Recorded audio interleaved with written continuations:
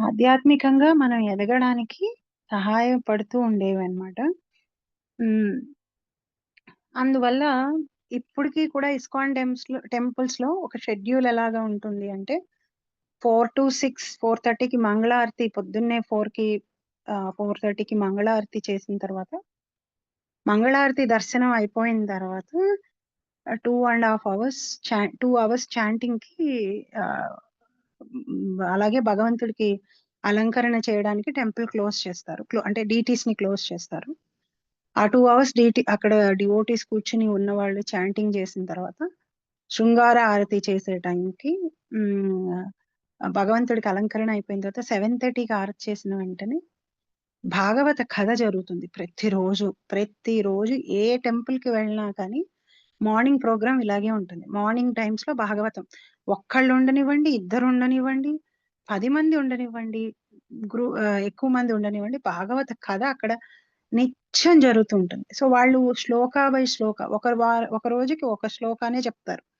ఆ ఒక శ్లోక మీదే ఎక్కువ డిస్కషన్ చేసుకొని దాన్ని ఆహ్, అర్థం చేసుకుంటారు. అట్లా కొన్ని టెంపుల్స్‌లో 18,000 శ్లోకాలని సెకండ్ టైమ్ మొదలుపెట్టిన టెంపుల్స్ కూడా ఉన్నాయి. అంటే వాళ్ళు అన్ని అన్ని క్లాసెస్ భాగవతం మీద జరిగినాయన్నమాట. సో, అట్లాంటి షెడ్యూల్ ఉంటుంది జనరల్‌గా. సో, మనం అంత క్లోజ్‌గా ఫాలో అవ్వలేకపోయినా, ఇక్కడ ఈ ఆహ్, భక్తి వృక్షాకి మనం కూడా మార్నింగ్ చాంటింగ్ తర్వాత 15 మినిట్సే చదివినా ఇట్లా ఇప్పుడు ఆల్మోస్ట్ ఒక 10 ఇయర్స్ నుంచి ప్రతిరోజు చదువుతున్నాం మార్నింగ్ భాగవతం. ఇది థర్డ్ టైమ్ చదువుతున్నాం. సో, అది నిజంగా మనందరం ఏంటి జీవితంలో ఎన్నో భౌతికమైన కష్టాలున్నా, ఎన్నో అప్స్ అండ్ డౌన్స్ ఉన్నా, ఎన్నో రివర్సల్స్ ఉన్నా లైఫ్‌లో, ఎంతో మనం అనుకున్నట్టుగా లైఫ్ వెళ్ళకపోతూ ఉన్నా కానీ, ఇదొక పెద్ద బ్లెస్సింగ్. ఇదొక అదృష్టం. ఇది అందరికీ అయ్యేది కాదు. మనకెలా అనిపిస్తుందంటే బోలెడు ఆస్తి ఉంటే, ఏ కష్టం లేకపోతే అదే అదృష్టం అని అనిపిస్తుంది. నిజానికి అది తాత్కాలికమైన అదృష్టం. ఈ జన్మకే ఆ అదృష్టం. వచ్చే జన్మకి మనం సంపాదించుకున్న ఆస్తిని పట్టుకెళ్ళలేము. మనం సంపాదించుకున్న పేరుని పట్టుకెళ్ళలేము. ఏది కూడా ఆరోగ్యం కోసం టైం అంతా మనం స్పెండ్ చేసి, ఆరోగ్యంగా ఉండి, అది కూడా మనం పట్టుకెళ్ళలేం. ఏవీ తీసుకెళ్ళం. ఏమన్నా మనం తీసుకెళ్ళగలం మన వచ్చే జన్మలకి మనతో పాటు మన జీవితాన్ని బాగుపరుచుకోవడానికి అంటే, అది మనం పెట్టుకున్న పుణ్యం, పాపం, ఇంకా భక్తి. పుణ్యం, పాపం కూడా ఎలా అంటే మనం సుఖాలను అనుభవిస్తూ ఉంటే తరిగిపోతూ ఉంటాయి. దుఃఖాల్ని అనుభవించేటప్పుడు మన పాపం తరిగిపోతుంది. సో, నిజానికి మనం దుఃఖం అనుభవించేటప్పుడు యాక్చువల్లీ సంతోషించాలి. ఏంటి అంటే, నా పాపం పోతోంది. సో, ఇది నేను అనుభవించేసాను అంటే గనక నాకింక అనుభవించడానికి పాపం ఏమి ఉండదు. ఇంక నేను భవిష్యత్తులో పాపం చేయకుండా ఉన్నాను అంటే గనక నేను సేవ్ అయిపోతాను అని మనం యాక్చువల్‌గా ఆనందపడాలి. కానీ మనం ఏం చేస్తూ ఉంటామంటే కష్టం వచ్చినప్పుడు చాలా బాధపడుతూ ఏం ఏం చేయాలో అది చేయకుండా, ఏం చేయకూడదో అది చేస్తూ ఉంటాం జనరల్‌గా. సుఖం వచ్చినప్పుడు ఆనందపడుతూ ఉంటాం. అది పర్మనెంట్ అనుకోని. అది కూడా టెంపరరీ అన్న విషయాన్ని మర్చిపోతూ ఉంటాం కాబట్టి. భక్తి అలా కాదు. భక్తి ఎప్పటికీ తరగదు. పెరుగుతూనే వెళ్తుంది. సో, ఈ భాగవతం వినడం, చదవడం అనేది భక్తి కేటగిరీలోకొస్తుంది. శ్రీమద్ భాగవతం అమల పురాణం. లాస్ట్ వీక్ మనం చెప్పుకున్నట్టు పురాణాలు కూడా 3 గుణాల్లో ఉన్నాయి. వాటన్నిటిని రాసేసిన తర్వాత రాసినటువంటిది భాగవత పురాణం. భాగవత పురాణం కేవలం భగవంతుడి పట్ల శుద్ధ భక్తిని మనకి చెప్తుంది. సాధ్యమైనంత వరకు నేను కూడా ఎంత కష్టంగా రోజు నాకు గడుస్తున్నా, ఎంత డిఫికల్ట్‌గా ఉన్నా, భాగవతం సెషను పోస్ట్‌పోన్ చేయకుండా ఉండటం కోసం ట్రై చేస్తూ ఉంటా. ఆ ట్రైయింగ్‌లోనే ఒకసారి 7:00కి, ఒకసారి 5:00కి అది నేను విమ్సికల్‌గా చెయ్యను. అంటే ఏదో నాకు తోచినప్పుడు నేను పెట్టినట్టుగా చేయను. ఎందుకంటే నేను మీ అందరి టైంని గూడా చాలా వాల్యూ చేస్తాను. ఒక రెగ్యులర్ టైంకి మనం మీట్ అవ్వడం అనేది. బట్ ఒక్కొక్కసారి నా చేతుల్లో ఎప్పుడూ నా చేతుల్లో కంట్రోల్ ఉండదు. ఒక్కొక్కసారి పూర్తిగా ఉండదు. నేను ప్రిడిక్ట్ గూడా చేయలేనట్టుగా సిట్యుయేషన్స్ ఉన్నప్పుడు కొంచెం మార్చి ఎలా అయినా మిస్ చేయకుండా ఉందామని ఏకాదశి రోజు అందులో భాగవతాన్ని చెప్పకుండా, వినకుండా ఇంకా అసలు మిస్ చేయొద్దు మనం అనే ఒక తాపత్రయంతోటి కొంచెం టైం మార్చాల్సొచ్చింది. సో, ఈ భాగవతాన్ని మనం వినగలగడం, చెప్పగలగడం శ్లోకా బై శ్లోకా చదవగలగడం, ఈ 1 అవర్ మీరు శ్రద్ధగా దాన్ని విని, దాన్ని చదవగలగడం, ఇవన్నీ నిజంగా ఎప్పుడో ఎన్నో జన్మల సుకృతం. అది చాలా అదృష్టవంతులం మనం. ఈ అదృష్టాన్ని ఈ అదృష్టానికి మనం హ్యాంగ్ అయి ఉండి, అంటే దీన్ని పట్టుకొని ఉండాలి. ఏ కారణం చేత నేను దీన్ని వదిలిపెట్టను అని ఉన్న వాళ్ళే దీని యొక్క రుచి తెలిసేంత వరకు ఆగిన వాళ్ళకే రుచి తెలుస్తుంది. మధ్యలో నాకిది నచ్చటం లేదు, నాకర్థం గాట్లేదు, నాకు వేరే పనుందని మిస్ అయిపోయిన పక్కకి వెళ్ళిపోయిన వాళ్ళం ఎప్పటికి ఆ స్టేజ్‌కి వెళ్ళలేం మనం. దీని రుచి తెలుసుకునే స్టేజ్‌కి వెళ్ళలేం. రుచి తెలిసడానికి వెళ్ళాలంటే దాని ముందర కొన్ని వందల సార్లు మనం ఇది విని ఉండి, మన పాపాన్ని పోగొట్టుకుని ఉంటేనే మనం రుచి తెలిసే స్టేజ్ వరకు వెళ్తాం. డైరెక్ట్‌గా రుచి తెలియటం అనే స్టేజ్‌కి మనం వెళ్ళలేం. ఎందుకంటే కొన్ని జన్మల నుంచి భవసాగరంలో ఉంటూ భవరోగంలో కొట్టుమిట్టాడుతున్నాం కాబట్టి మనకి నేచురల్‌గా వచ్చేదేంటి అంటే మన ఇంద్రియాలని అనుభవించటం. ఎంత ఎంత బ్రహ్మాండంగా నేను ఎంజాయ్ చేయగలను ఈ మెటీరియల్ వరల్డ్‌ని అనేది మనకి నేచురల్‌గా వచ్చే లక్షణం అన్నమాట. దానికి ఇంట్రెస్ట్ కూడా నేచురల్‌గా వస్తుంది. మీరేదైనా ఒక పార్టీలో కూర్చొని డబ్బులు సేవ్ చేయడం ఎలా అనే ఒక టాపిక్ డిస్కషన్ చేశారంటే, రూపాయిని 10,000 చేయడం ఎలా అనే ఒక టాపిక్‌ని మీరు డిస్కషన్ పెట్టారంటే, మీకు ఆడియన్స్ ఎక్కువ మంది ఉంటారు.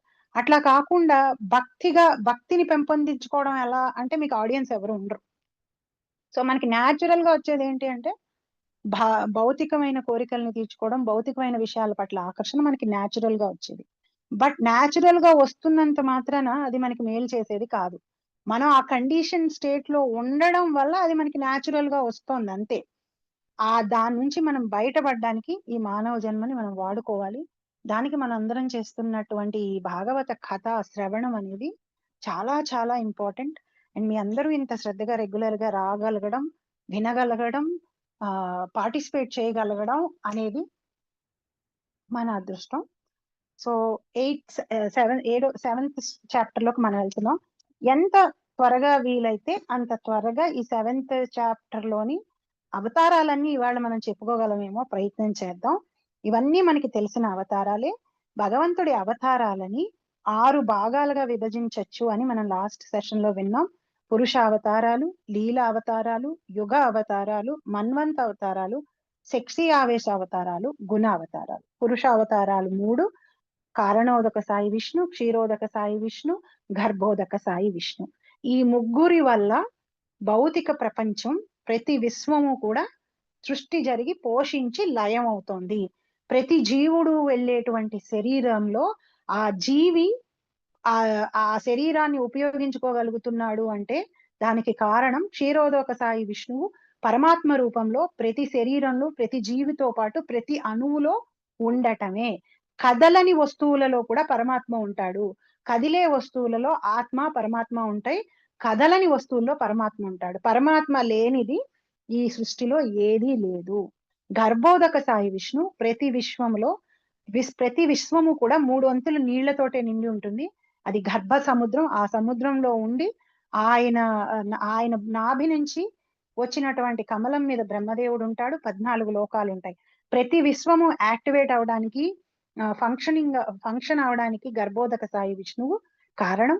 కారణోదక సాయి విష్ణువు మహావిష్ణువుగా కారణ సముద్రంలో ఉండి అక్కడి నుంచి తన ఉచ్ఛ్వాస నిశ్వాసంలో విశ్వాలని సృష్టించి లయం చేస్తూ ఉంటాడు. లీలా అవతారాలు, రామ అవతారం, కృష్ణ అవతారం, నరసింహ అవతారం, ఇవన్నీ లీలా అవతారాలు. ఒక ప్రత్యేకమైన కళని, ఒక ప్రత్యేకమైన లీలలని చేస్తూ ఉంటాడు స్వామి ఆ అవతారాల్లో వచ్చి. గుణ అవతారాలు, ఆయనే ఒక్కొక్కసారి బ్రహ్మ, విష్ణు, శివుడు కింద ఎక్స్పాండ్ అయ్యి విశ్వాన్ని ఆ ఆ ఆ విశ్వంలో ఉన్న ఆ విశ్వాన్ని నడిపిస్తూ ఉంటాడు. బ్రహ్మదేవుడు ఎప్పుడూ జీవుడే. జీవుడు ఏ రోజు కూడా శివుడు, విష్ణువు కానే కాలేరు. మోక్షం వచ్చినప్పటికీ కూడా ఆ స్థాయికి వాళ్ళు వెళ్ళలేరు. కానీ బ్రహ్మదేవుడు మాత్రం జీవుడు. ఏ జీవుడైనా సరే బ్రహ్మదేవుడు అవ్వచ్చు, ఇంద్రుడు అవ్వచ్చు. ఎలా ఏం చేస్తే అవుతారు అనే విషయం వేదాల్లో చెప్పబడి ఉంది. సో ఈ గుణావతారాలు ప్రత్యేకమైన ఒక గుణాన్ని కలిగి ఉంటాయి. బ్రహ్మదేవుడు రజోగుణాన్ని, శివుడు తామస గుణాన్ని, విష్ణుమూర్తి సత్వగుణాన్ని. ఈ 3 గుణాలకి ప్రతీకగా గుణావతారం. అందుకని గుణాల అవతారం. శక్తి ఆవేశ అవతారం. శక్తి ఆవేశ అవతారం అంటే ఒక పర్టికులర్ శక్తి, ఒక పర్టికులర్ ఎనర్జీ ఆర్ ఒక పర్టికులర్ విభూతి, కళ ఒక్కొక్క అవతారంలో ప్రామినెంట్ గా ఉంటుంది. కుమారులు, నలుగురు కుమారులను తీసుకుంటే జ్ఞానానికి ప్రతీక వాళ్ళు, భక్తికి ప్రతీక నారదుడు. సో ఇవన్నీ భగవంతుడి యొక్క ఆ శక్తి ఆవేశ అవతారాలు. అంటే ఆ జీవిని ఆ ఎనర్జిడైజ్ చేస్తాడు భగవంతుడు ఆ పర్టికులర్ శక్తి తోటి, ఫుల్లెస్ట్ గా అన్నమాట. వాళ్ళలో ఆ శక్తి హైయెస్ట్ గా కనిపిస్తూ ఉంటుంది. యుగ అవతారాలు. బ్రహ్మదేవుడి ఒక రోజులో 14 మనువులు ఉంటారు. 14 మనువులకి ఒక్కొక్క మనువు కాలంలో 71 దివ్య యుగాలు ఉంటాయి. ఒక దివ్య యుగం అంటే ఒక సత్య, త్రేత, ద్వాపర, కలియుగాలు 4 కలిస్తే ఒక దివ్య యుగం. ఒక్కొక్క మనువు 71 దివ్య యుగాలని నడుపుతాడు. ఆ ఒక్కొక్క మనువు ఆ ఆ ఒక్కొక్క మనువు 71 యుగాలు. అలా బ్రహ్మదేవుడు ఒక రోజులో 1000 దివ్య సంవత్సరాలు ఉంటాయి. ఆ 1000 దివ్య సంవత్సరాల్లో ఒక్కొక్క యుగంలో రిపీట్ అయ్యే అవతారాలే యుగ అవతారాలు. ఒకసారి యజ్ఞుడి కింద, ఒకసారి చైతన్య మహాప్రభు కింద, ఇట్లా ఒక్కొక్కసారి యుగంలో రిపీట్ అయ్యే అవతారాలు యుగ అవతారాలు. లీలా యుగ ఇవన్నీ చెప్పుకున్నాం మనం. నేను ఏం మిస్ అయ్యాను? మన్వంతర అవతారాలు. మనువు ఒక కాలంలో, ఒక్కొక్క మనువు ఒక కాలంలో ఆయన అవతారాలు వస్తుంటాయి. ఇలా లెక్క పెట్టలేనన్ని అవతారాలు ఉన్నాయి. జయదేవుడు రాసిన దశావతారాలే అవతారాలు కాదు, అవి ప్రామినెంట్ అయిన అవతారాలు. జయదేవుడు అష్టపది కింద రాశాడు. ప్రళయ పయోదజి ప్రళయ పయోదలి పయో ఆ శ్లోకంలో దశావతారాల గురించి ఆయన మాట్లాడతాడు. కానీ భగవంతుడికి కేవలం దశావతారాలే లేవు, ఎన్నో లెక్క పెట్టలేనని అవతారాలు ఉన్నాయి. Bhagavatam first canto 5th chapter లో ఒకసారి ఈ అవతారాలని లిస్ట్ వస్తుంది. అలాగే సెకండ్ క్యాంటోలో వస్తుంది లిస్ట్ మొత్తం. ఇది బ్రహ్మదేవుడు నారదుడికి చెప్తున్నాడు ఈ అవతారాలన్నీ. సో ఇది ఉపోద్ఘాతం. అవతారాలకి ముందర భగవంతుడి అవతారాలకి ఒక్కటే మెయిన్ కారణాలు ఏంటి అంటే, మనకి భగవద్గీతలో చెప్పినటువంటి 2 శ్లోకాలు. ఎప్పుడెప్పుడు ధర్మం నశిస్తుందో, అధర్మం పెరిగిపోతుందో, ధర్మాన్ని నిలబెట్టడం కోసం యదా యదా హి గ్లానిర్భవతి ఆయన ఉద్భవిస్తాడు. ఇంకోటి పరిత్రాణాయ సాధూనాం వినాశాయ దుష్కృతాం, తన భక్తులైన వాళ్ళని రక్షించి దుష్టులని శిక్షించటం కోసం. ఎలాగూ వచ్చాను కదా అని దుష్టుల్ని శిక్షిస్తాడు, గాని ప్రత్యేకంగా దుష్టుల్ని శిక్షించడం కోసం పైనుంచి ఆయన రావాల్సిన అవసరమే లేదు. భగవంతుడిని అంగీకరించిన వాళ్ళు, భగవంతుడు లేరనే వాళ్ళకి మరణమే శిక్ష, వేరే శిక్ష లేదు. ఆ మరణం రూపంలో వచ్చి వాళ్ళని భగవంతుడు వాళ్ళకి వాళ్ళ ప్లేస్ ని వాళ్ళకి చూపిస్తాడు. సో ప్రత్యేకంగా వాళ్ళని చంపడం కోసం ఆయన రావాల్సిన అవసరం లేదు. భక్తుల్ని రక్షించడం కోసం ఖచ్చితంగా వస్తాడు. తాను ఎందుకు వస్తాడో ఆ కారణం చెప్తాడు. ఇంకొకటి, తనొచ్చి ఇక్కడ ఆచరించి భక్తులకి చూపిస్తాడు, జీవులకి చూపిస్తాడు ఏం చేయాలి ఏం చేయకూడదు అనే విషయాన్ని చూపించటం కోసం కూడా అవతారం తీసుకుంటాడు స్వామి. స్వామి అవతార ప్రయోజనాలు మాక్సిమం అవే. శ్రీ సుఖ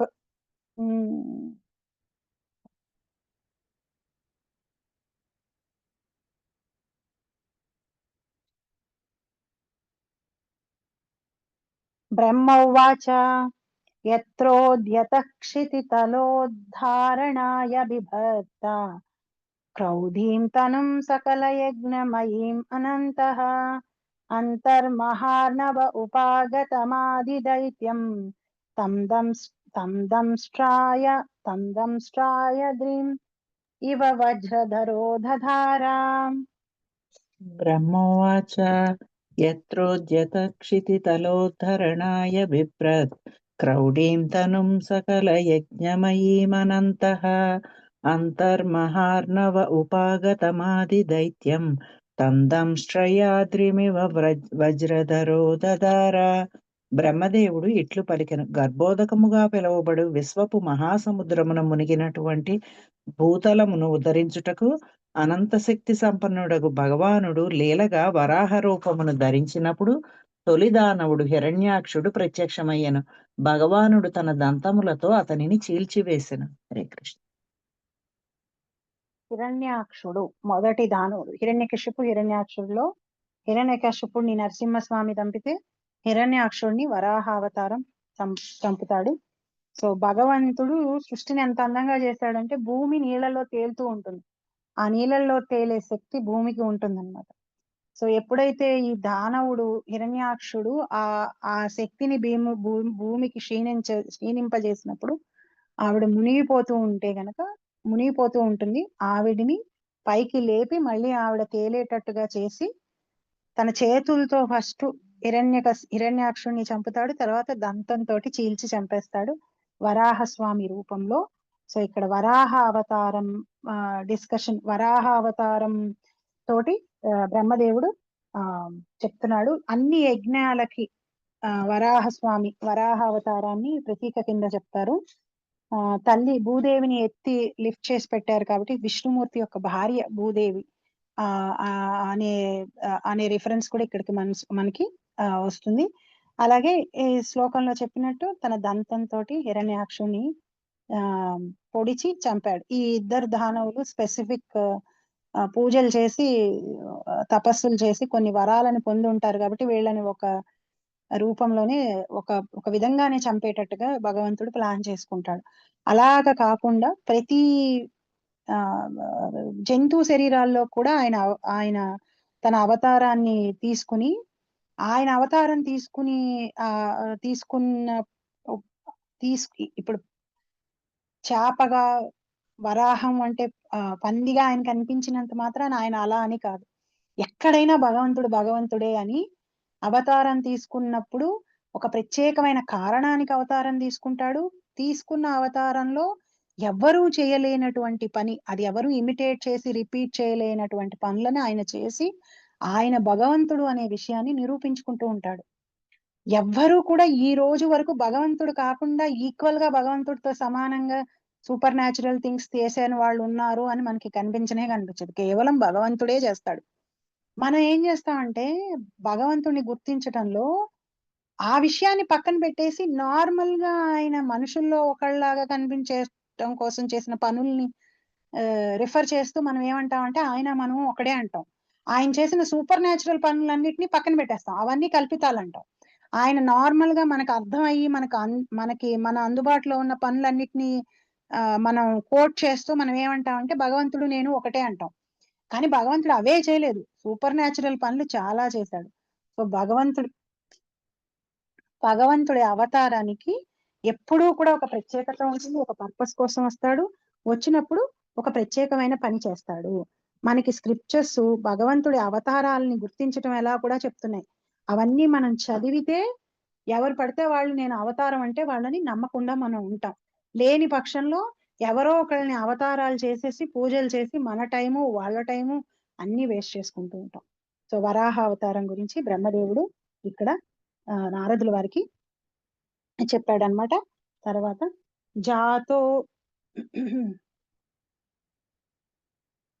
జాతో రుచేర్ అజనయత్ సుయమాన్ సుయజ్ఞ ఆకూతి సూనుర్ అమరాన్ అత దక్షిణాయం లోకత్రయస్య మహతి మహరద్యదర్తిం స్వయంభువేన మనునా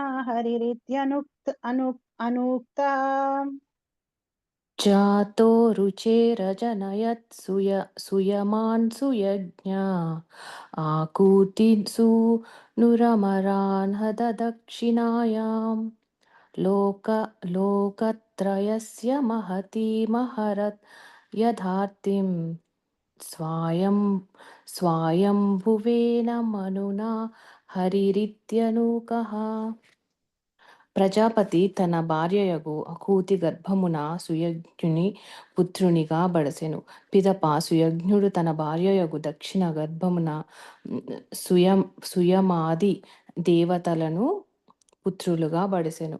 సుయజ్ఞుడు ఇంద్రదేవునిగా ముల్లోకముల ఊర్ధ్వ అధో మధ్యలోకములు గొప్ప ఆర్తులను శమింపచేసెను. ఆ రీతి విశ్వార్తిహరము కావించినందున ప్రజాపతియకు స్వయంభువ మనువుచే తదుపరి హరి అని పిలువబడెను. హరి కృష్ణ.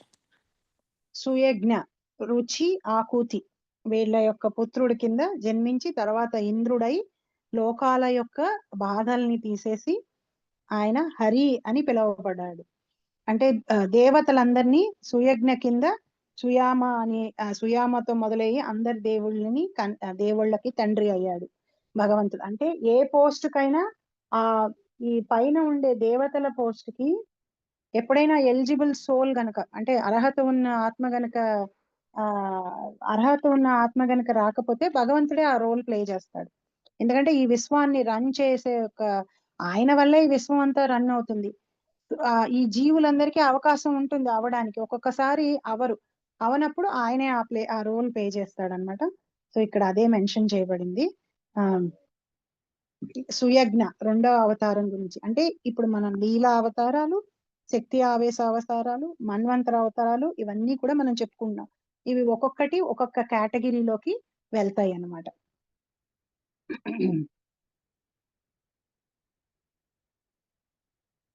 జగ్నే చ కర్దమ గృహే ద్విజదేవహుత్యాం స్త్రీభిర్సమం నవభిరాత్మగతిం స్వమాత్రే ఊచే యయాత్మసమలం గుణసంగపంకం అస్మిన్ విదూహ్య కపిలస్య గతిం ప్రపదే.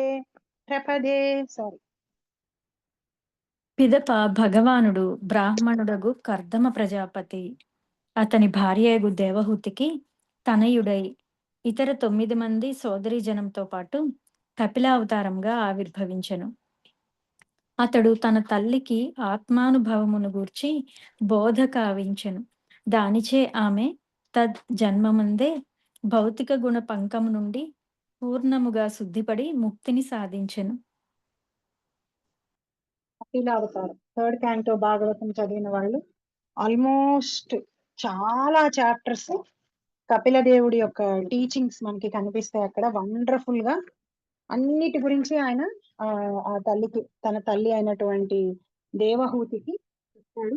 దేవహూతి కర్దమ ప్రజాపతి ఆ పెళ్లి చేసుకోవడానికి ముందరే నన్ను ఉద్ధరించేటువంటి భార్య నాకు దొరకాలి అని తపస్సు చేస్తే భగవంతుడు పుత్రుడిగా పుట్టమని అనుగ్రహిస్తాడు. సో అలాగా కపిల దేవుడు భగవంతుడు వాళ్ళకి పుత్రుడి కింద జన్మిస్తాడు. కపిల దేవుడు ఇంకొక అవతారం. కర్దమ ప్రజాపతి దేవహూతి యొక్క పుత్రుడి కింద ఆత్మ సాక్షాత్కారం ఎలాగా, దాన్ని పొందడం ఎలాగా అని తన తల్లికి ఇన్స్ట్రక్షన్స్ ఇస్తాడనమాట. ఇచ్చి ఈ జన్మలోనే మోక్షం పొందడం ఎలా అనే విషయం. భగవంతుడు ఎంతో మందికి కొడుకు కింద జన్మిస్తాడు. ఆ భక్తుల యొక్క కోరికని వాత్సల్య భావంతో తనకి సేవ చేసేటువంటి భక్తులు ఆయన్ని పుత్రుడిగా పొందాలని తపస్సులు చేస్తే వాళ్ళ తపస్సులకి మెచ్చి వాళ్ళ కోరికలని నెరవేర్చి వాళ్ళ కొడుకుగా వాళ్ళకి ఆ పేరు చిరస్థాయిగా నిలిచిపోయేటట్టుగా భగవంతుడు చేస్తూ ఉంటాడు. అది భగవంతుడి యొక్క అపారమైన కరుణకి సంకేతం, వేరే దేనికి అది నిదర్శనం కాదు. ఆయన అనుగ్రహించడం వల్లే ఆయన వాళ్ళకి పుత్రుడుగా జన్మించాడు, కానీ ఆయన్ని పుత్రుడుగా పొందటానికి ఆయన ఇష్టం లేకుండా ఆయన్ని పుత్రుడుగా పొందగలిగేటువంటి కెపాసిటీ ఎవరికీ లేదనమాట. సో ఇక్కడ దేవహూతి కర్దమ ప్రజాపతి యొక్క పుత్రుడిగా భగవంతుడు జన్మించిన అవతారం అయినటువంటి కపిల అవతారం గురించి మెన్షన్ చేశాడు బ్రహ్మదేవుడు. అత్రేరపత్యం అభికాంక్షత ఆహ సుతుష్టో దత్తో మయాహం ఇతి యద్భగవాన్ స దత్తః యత్పాద పంకజ పరాగ పవిత్ర దేహ యోగర్ధిమా పూర్వయీం యదుహైహయాదయా.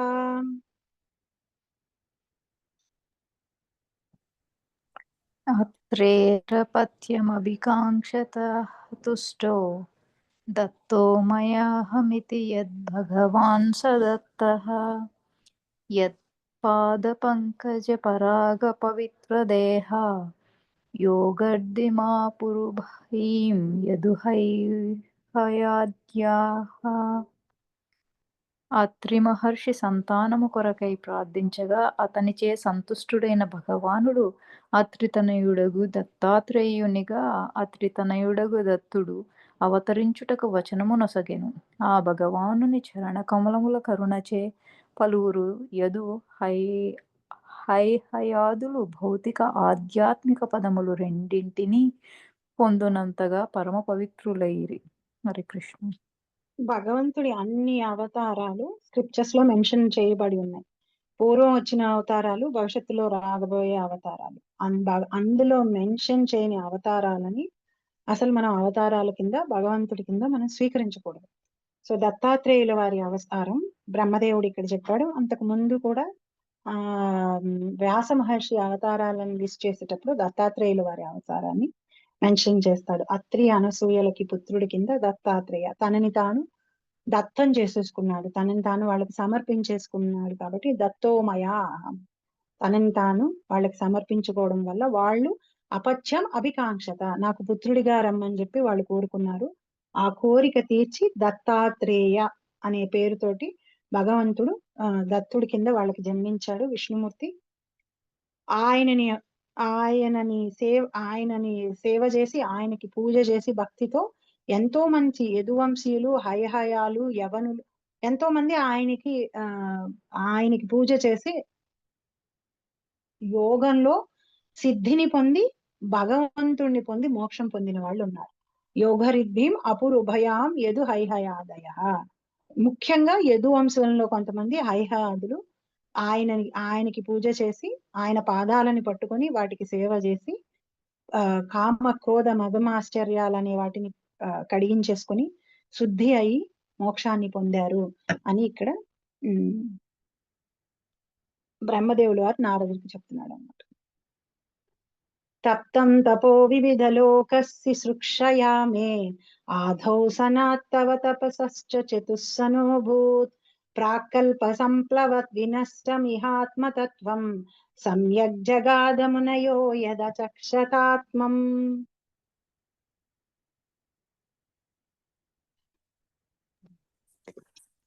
తప్తం తపో వివిధలోకశుశ్రూషయా మే ఆదౌ సనాత్స్వతపసః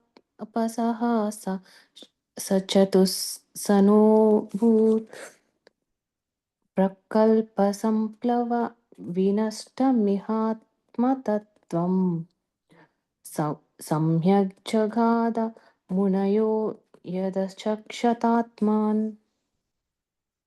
వివిధ లోకములను సృష్టించుటకు నేను తపస్సును నరింపవలసి వచ్చెను. నాయడ ముదమందిన భగవానుడు సనందనాదులుగా సనకుడు, సనత్కుమారుడు, సనందనుడు, సనాతనుడు అవతరించెను. కల్పమున ఆధ్యాత్మిక సత్యము వినష్టమైనను ఋషులచే శీఘ్రమే స్పష్టముగా గ్రాహ్యమగునట్లు ఆ సత్యమును ఆ నలుగురు బ్రహ్మచారులు చక్కగా వివరించిరి. హరే కృష్ణ. బ్రహ్మదేవుడి ఒక రోజు ఒక కల్పం కింద. సో బ్రహ్మదేవుడు రోజు అయిపోయిన తర్వాత పాక్షికంగా వినాశనం, లయం జరుగుతుంది. అలా లయం జరిగినప్పుడు ఈ ఆధ్యాత్మిక జ్ఞానం నష్టమైపోతుంది. సో మళ్ళీ బ్రహ్మదేవుడు రోజు జరిగినప్పుడు ఈ నలుగురు కుమారులు జ్ఞానానికి శక్తి ఆవేశ అవతార, భగవంతుడే శక్తి ఆవేశ అవతారం కింద ఈ నలుగురు కుమారుల కింద ఈ నలుగురు కుమారుల కింద అవతరిస్తాడు. అవతరించి మళ్ళీ ఆధ్యాత్మిక జ్ఞానాన్ని ప్రజలకి ప్రజాపతులకి వాళ్ళకి బోధించి వాళ్ళ ద్వారా జనులందరికీ వచ్చేటట్టు చేస్తాడు. ఎందుకంటే ముఖ్యంగా ఈ లోకానికి కావాల్సింది ఆధ్యాత్మిక జ్ఞానం. మిగతా మెటీరియల్ జ్ఞానం ఏదైతే ఉందో మనం సంపాదించుకోవటం కోసం చదివేటువంటి విద్యలు ఇవన్నీ కూడా ఇవి వెరీ టెంపరీ. వాటి పర్పస్ కోసం మనకు అసలు మానవ జన్మ రాలేదు. మానవ జన్మ వచ్చింది ఆధ్యాత్మిక జ్ఞానాన్ని సంపాదించుకొని ఆధ్యాత్మిక జ్ఞానాన్ని పొంది మోక్షాన్ని పొందటం కోసం మానవ జన్మ మనకి లభించింది. దానికి సంబంధించిన జ్ఞానాన్ని, అది ముఖ్యం ఈ విశ్వానికి, ఈ యూనివర్స్ కి కావాల్సింది ఆధ్యాత్మిక జ్ఞానం. అది ఈ నలుగురు కుమారులు బ్రహ్మదేవుడి ప్రతి కల్పం స్టార్టింగ్ లో వీళ్ళు భగవంతుడు వీళ్ళ కింద శక్తి ఆవేశ అవతారం కింద అవతరించి దాన్ని మళ్ళీ ఎస్టాబ్లిష్ చేస్తాడనమాట. ఆ నాలెడ్జ్ ని ఇస్తాడు. సో మనకి ఎలా అనిపిస్తుందంటే ఈ జ్ఞానాన్ని, వేదాల్ని అపహరించుకుపోయారు అంటే అట్లా ఎట్లా అపహరించుకుపోతారు అని అనిపిస్తుంది మనకి. పైకి వెళ్తున్న కొద్దీ పైలోకాలకి వెళ్తున్న కొద్దీ ప్రతిదీ చాలా సటల్ గా, సూక్ష్మంగా ఉంటుంది అనమాట. సో బ్రహ్మదేవుడి దగ్గర నుంచి వేదాలని అపహరించి తీసుకుని వెళ్ళిపోవడం అనేది సూక్ష్మంగా దాన్ని అపహరించి తీసుకుని వెళ్ళిపోవడం అని అర్థం అన్నమాట. ఇప్పుడు ఉన్నటువంటి వేదము చాలా కండెన్స్డ్ వర్షం, మన భూమి మీదకి వచ్చేటప్పటికి కండెన్స్డ్ వర్షం. ఎందుకంటే మనుషులు ఇంకా పూర్తిగా దాన్ని చదవలేరని కండెన్స్డ్ గా వచ్చింది. ఆధ్యాత్మిక లోకాలలో పయలోకాల్లో ఉండేటువంటి వేదంలో ఇంకా చాలా ఎక్కువ విషయాలు చెప్పబడి ఉన్నాయి అని మనకి శాస్త్రం చెప్తూ ఉంటుంది అన్నమాట. సో ఈ జ్ఞానాన్ని మళ్ళీ పునఃస్థాపించేటువంటి వాళ్ళు ఈ వీళ్ళు ఈ నలుగురు కుమారులు అనే విషయం, ఈ నలుగురు కుమారుల గురించి బ్రహ్మదేవుడు ఇక్కడ చెప్తున్నాడు. ధర్మస్య దక్ష దుహితర్య అజనిష్టమూర్త్యాం నారాయణో నర ఇతి స్వతపః ప్రభావః దృష్ట్వాత్మనో భగవతో నియమావలోపం దేవస్త్వనంగ పృథనా గటితుం న శేఖ్యుః.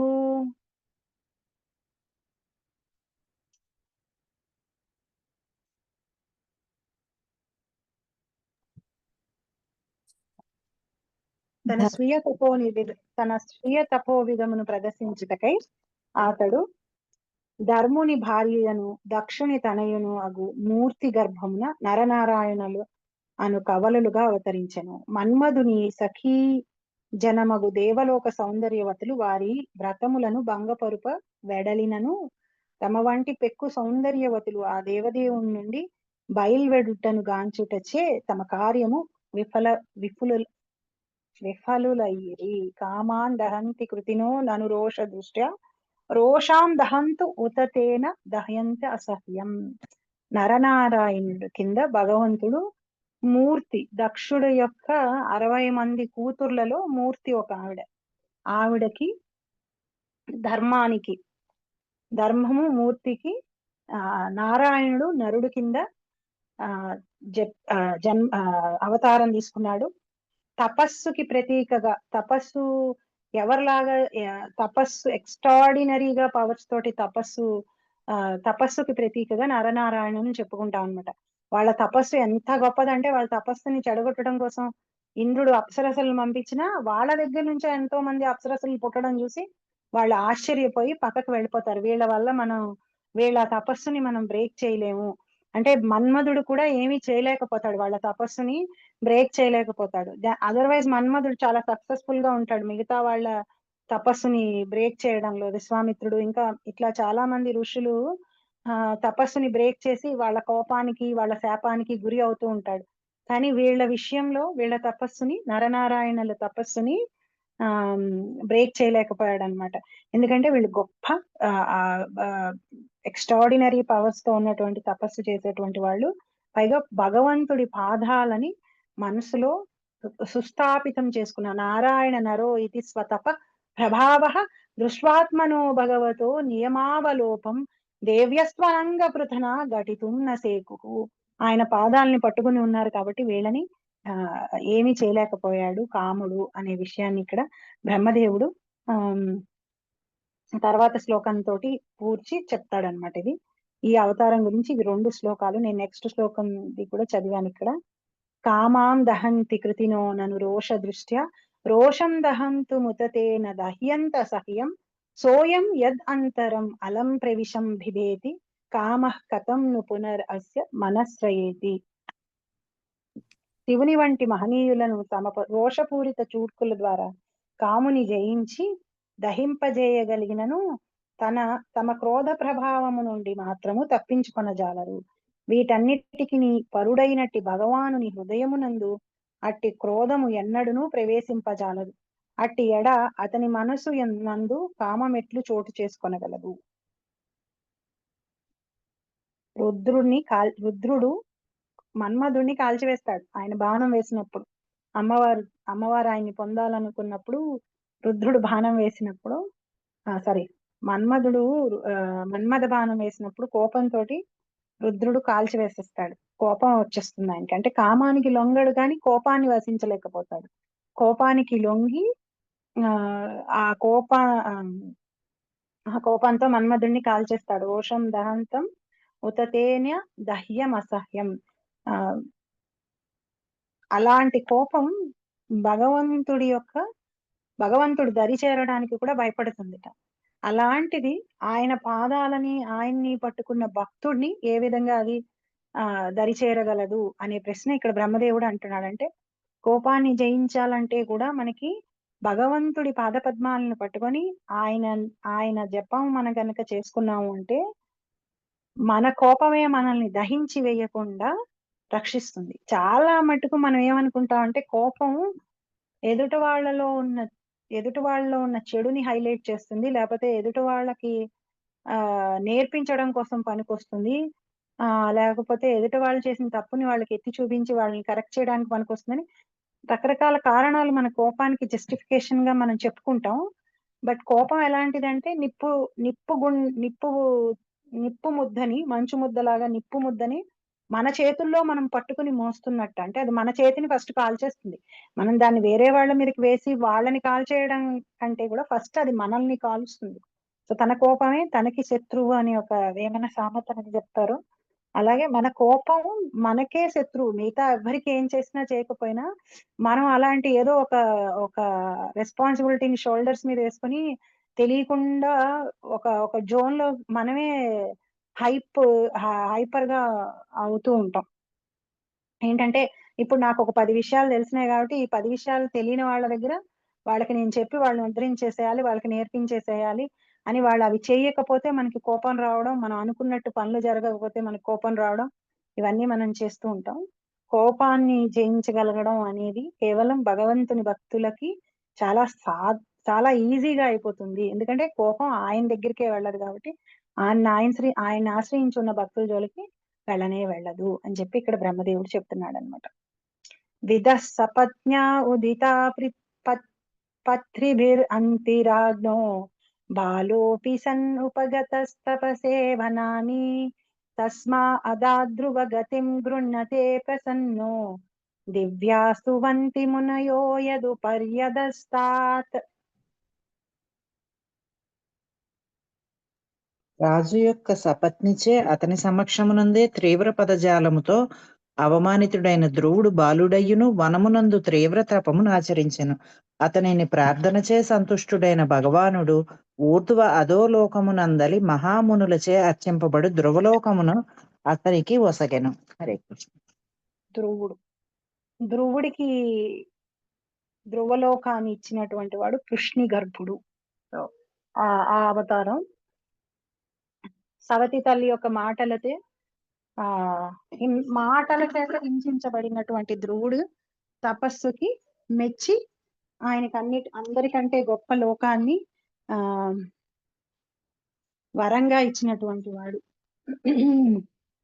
బాలోపిస్తన్ ఉపగత తపసే వనాని తస్మాధా ధ్రువగతిని గృణతే ప్రసన్నుడై గురువ్రతానికి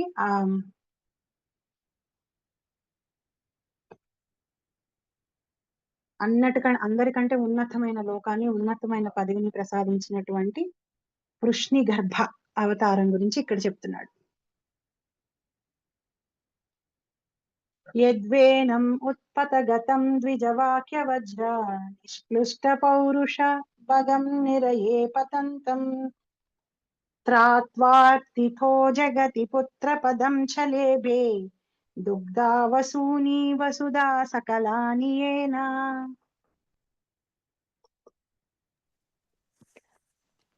వేన మహారాజు ధర్మపదము నుండి గతి తప్పినప్పుడు బ్రాహ్మణులు అతనిని వజ్ర సన్నిభమగు శాపముతో దండించిరి. దానిచే అతడు తన మహత్కార్యములు ఐశ్వర్యములతో సహా దగ్ధమై నరక మార్గమున బడెను. భగవానుడు తన నిర్హేతుక కరుణచే పృథువు నామమున తనయునిగా అవతరించి శపితుడైన వేన మహారాజును నరకము నుండి ఉద్ధరించెను. అన్ని విధములైన ఔషధులను ఫలరూపమున అతడు భూమి నుండి పితికెను. హరే కృష్ణ. పృథు మహారాజు మళ్ళీ ఇంకొక శక్తి ఆవేశ అవతారం. పృథు మహారాజు కింద రాజ్యం ఎలా పరిపాలించాలి అని మనకి ఒక డైరెక్షన్ కావాలి అంటే పృథు మహారాజు యొక్క స్టోరీ చదివామంటే మనకు తెలుస్తుంది. పృథు మహారాజు యొక్క తండ్రి అయినటువంటి వేణుడు దుష్టుడు. ఆ వేణుడిని కూడా తరింపజేసి ఆ వేణుడు బారి నుంచి ఆ లోకాన్ని రక్షించి పృథు మహారాజు కింద స్వామి అవతరించి ఆ ఈ ఈ విశ్వాన్ని మొత్తం పరిపాలించాడు. అలాగే ఈ విశ్వంలో అన్ని వనరులు కరువు అవుతున్నప్పుడు ఆ ఎలా ఒక్కొక్క విషయాన్ని ఎస్టాబ్లిష్ చేశాడు అనేది మనకి పృథు మహారాజు యొక్క కథ 4th క్యాంటో ఆఫ్ శ్రీమద్ భాగవతంలో ఆర్ 5th క్యాంటో, నేను ఎగ్జాక్ట్ గా నెంబర్స్ చెప్పకపోవచ్చు, కానీ ఈ రెండిట్లో అది కూడా మళ్ళీ ఒక 4-5 చాప్టర్స్, 5-6 చాప్టర్స్, ఇంకా ఎక్కువే అనుకుంటా, 6-7 చాప్టర్స్ కింద పృథు మహారాజు యొక్క కథ వస్తుంది. అందులో మనం డీటెయిల్డ్ గా చూసామంటే పృథు మహారాజు రాజుకు ఉండేటువంటి లక్షణాలు ఏంటి, రాజు ఎలా ఉండాలి, ఏం చేయాలి, రాజుకి ఎంత బాధ్యత ఉంటుంది అనే విషయాన్ని చెప్తాడు. అలాగే భక్తి మార్గం ఎలాగా అనే విషయాలని చెప్తాడు. పృథు మహారాజు కూడా అశ్వమేధ యజ్ఞాలని 99 అశ్వమేధ యజ్ఞాలను చేస్తాడు. ఇంకొక యజ్ఞం చేశాడంటే ఇంద్రుడు అయిపోతాడు. సో అన్ని యజ్ఞాలని చేసినటువంటి పృథు మహారాజు యొక్క అవతారాన్ని గురించి ఇక్కడ బ్రహ్మదేవుడు మాట్లాడుతున్నాడు అన్నమాట. నాభే రసావరుషభాస సుదేవి సూనుర్ యో వై చచార సమదృగ్జడ యోగచర్యాం యత్పారమంస్యం ఋషయః పదమామనంతి స్వస్థః ప్రశాంతకరణ పరిముక్త సంగః. భగవానుడు సుదేవి మహారాజు నాభి భార్య తనయునిగా అవతరించి వృషభదేవునిగా పిలువబడెను. మనస్సును సమదర్శిగా చేయుటకు అతడు జడయోగాభ్యాసమును ఒనరించెను. ఈ స్థితి సైతము ముక్తి అందలి అత్యున్నత పూర్ణత్వ స్థితిగా అంగీకరింపబడినది. దాని యందు మనుజుడు ఆత్మయందు స్థితుడై పూర్ణముగా సంతుష్టుని పొందియుండును. అగైన్ వృషభదేవుని అవతారం గురించి 5th క్యాంటో ఆఫ్ శ్రీమద్ భాగవతంలో మనం వింటాం. సుదేవి నాభి యొక్క పుత్రుడి కింద వృషభదేవుడు పుడతాడు. యోగం, జడ యోగం అని దాన్ని ప్రాక్టీస్ చేస్తాడు. వైరాగ్యాన్ని కూడా వృషభదేవుడు కూడా తన పుత్రులకి ఇన్స్ట్రక్షన్స్ ఇచ్చేటప్పుడు యోగం ఎలా చేయాలి, ఇంకా భక్తి విషయం, దేన్ని మనం ఈ లోకంలో ఇంపార్టెన్స్ ఇవ్వాలి, దేనికి ఇంపార్టెన్స్ ఇవ్వకూడదు, ఈ భౌతికమైన ప్రపంచం ఎలాంటిది, ఇంద్రియాలను నిగ్రహించుకోవడం ఎలా, భౌతికమైన విషయాల నుంచి మనల్ని మనం కాపాడుకోవడం ఎలాగా అని చాలా వివరంగా వీళ్ళ ఎవరి ఇన్స్ట్రక్షన్స్, పృథు మహారాజు ఇన్స్ట్రక్షన్స్ అవనివ్వండి, వృషభదేవుడి ఇన్స్ట్రక్షన్స్, కపిలుడి ఇన్స్ట్రక్షన్స్, వీటిలో ఎన్నో విషయాలు మనకి వీటిని మనం అసలు ఇప్పుడు చాలా మటుకు మనకు ఒక్క ఇన్స్ట్రక్షన్ కూడా గుర్తుండదు. మనం ఆ చాప్టర్స్ అన్ని చదివేసినా గానీ వాళ్ళు చెప్పినటువంటి ఒక్క విషయం కూడా మనకి గుర్తుండదు. ఎందుకంటే మనం దాన్ని గుర్తుపెట్టుకునేంతలాగా ఫస్ట్ వినలేదు, గుర్తుపెట్టుకునేంతలాగా మనం ఆచరించలేదు. కానీ చాలా వండర్ఫుల్ ఇన్స్ట్రక్షన్స్ వీళ్ళందరూ కూడా ఇస్తారు. సో వృషభదేవుడి అవతారం గురించి ఇక్కడ మెన్షన్ చేశాడు బ్రహ్మదేవుడు. సో మనకి అవతారం ఏంటి అని డిసైడ్ చేసుకోవడానికి అవతార లక్షణాలు ఎలా ఉంటాయో శాస్త్రాల్లో చెప్పబడింది. ఎవరిని చూసి మనం అవతారం కింద కన్సిడర్ చేయొచ్చు, ఏ ఏ లక్షణాలు వాళ్ళ శరీరంలో కనిపిస్తాయి, వాళ్ళ తల్లిదండ్రులు ఎవరు దగ్గర నుంచి లిస్ట్ చేసేస్తారు. ఇప్పుడు భవిష్యత్తులో రాబోతున్న కల్కి అవతారం ఎలా ఉండబోతుంది, ఎవరికి పుడతాడు అనే విషయాన్ని కూడా భాగవతం చెప్పేస్తుంది. ఆల్రెడీ 12th క్యాంటోలో క్లియర్ గా చెప్పేస్తుంది. సో కేవలం వాళ్ళే ఆ అవతారమే కల్కి అవతారం కింద మనం కన్సిడర్ చేయాలి. కొత్తగా ఎంతో మంది కల్కి అవతారం కింద ప్రచారం అవుతూ ఉంటారు, అవన్నీ రాంగ్. ఎందుకంటే వాళ్ళ రిఫరెన్స్ మనకి స్క్రిప్చర్స్ లో ఇవ్వబడలేదు. సో ఇలా ప్రతి అవతారం గురించి కూడా వాళ్ళ తల్లిదండ్రులు ఎవరు, వాళ్ళు ఎక్కడ పుడతారు, వాళ్ళు ఏం చేస్తారు, ఆ అవతారాన్ని పొంది ఎలాంటి కార్యక్రమాలను చేస్తారనే విషయం శాస్త్రాల్లో మెన్షన్ చేయబడి ఉంది అన్నమాట. కొన్ని అవతారాలు ఆల్రెడీ వచ్చి వెళ్ళిపోయినాయి, భవిష్యత్తులో రావాల్సిన కల్కి అవతారం గురించి కూడా ఆల్రెడీ చెప్పబడి ఉంది. సో ఇక్కడ వృషభదేవుని అవతారం గురించి మెన్షన్ చేశాడు. 10వ అవతారం కింద వృషభదేవుడు. ఇప్పటి వరకు మనం వరాహ, సుయజ్ఞ, కపిల, దత్తాత్రేయ, 4 కుమారులు, నరనారాయణుడు, కృష్ణగర్భ, పృథు, వృషభదేవ, ఇక్కడ వరకు మనం చెప్పుకున్నాం. నెక్స్ట్ హయగ్రీవ అవతారం. సత్రే మమాంస భగవాన్ హయసీరసాథో సాక్షాత్ సయజ్ఞ పురుషస్తపనీయవర్ణః చందోమయోమకమయోఖిల దేవతాత్మా వాచో బభూవుసతి స్వసతోస్య నస్తః. సత్రే మమాస భగవాన్ హయశీర్షాదో సాక్షాత్ సయజ్ఞపురుషస్తపనీయవర్ణః చాందోమయో మకమయో అఖిల దేవతాత్మా వాచో బభూవురుషతిః శ్వసతో అస్య నప్తః. నేను బ్రహ్మదేవుడు నిర్వహించిన యజ్ఞమున భగవానుడు హయగ్రీవావతారమున ప్రత్యక్షమయ్యెను. సాక్షాత్తు యజ్ఞస్వరూపుడైన అతని దేహవర్ణము సువర్ణమయమై ఉండెను. వేదస్వరూపుడును అయిన ఆ భగవానుడు సర్వదేవతలయందలి పరమాత్ముడై ఉన్నాడు. అతడు శ్వాసించినప్పుడు వేద మంత్రముల మధుర వాక్కులు అతని ముక్కు పుటల నుండి బయల్వెడెను. హరే కృష్ణ. హయగ్రీవ అవతారం అన్ని యజ్ఞాలకి ప్రతీక. అలాగే వేదాలు, దేవతల యొక్క పరమాత్మ, అలాగే ఛందస్సు, ఇవన్నీ కూడా ఆయన యొక్క ఊపిరి నుంచి వచ్చినాయి అని చెప్పి ఇక్కడ బ్రహ్మదేవుడు చెప్తున్నాడు అనమాట. ఛందస్సులో ఉండేటువంటి రకరకాల మీటర్స్ లో ఎలా అయితే మనం శ్లోకాలని చదువుతాం, అన్నీ కూడా అవేదో ఎవరికి తోచిన మీటర్ లో వాళ్ళు చదువుతూ దానికి ఒక పేరు ఇచ్చేసినట్టు కాదు. సప్త స్వరాల దగ్గర నుంచి అవి ఎలా ఉంటాయి, వాటి లక్షణాలు ఏంటి అనేది కూడా వేదాల్లో చెప్పబడింది. అంత సైంటిఫిక్ గా ఈ సృష్టిని భగవంతుడు తయారు చేశాడు. ప్రతి ఒక్కటి కూడా చెప్పి పెట్టాడు అనమాట. సో ఇది ఇక్కడ హయగ్రీవ అవతారం, దాని యొక్క పర్పస్ బ్రహ్మదేవుడు చెప్తున్నాడు. నెక్స్ట్ మత్స్య అవతారం గురించి మాట్లాడతాడు.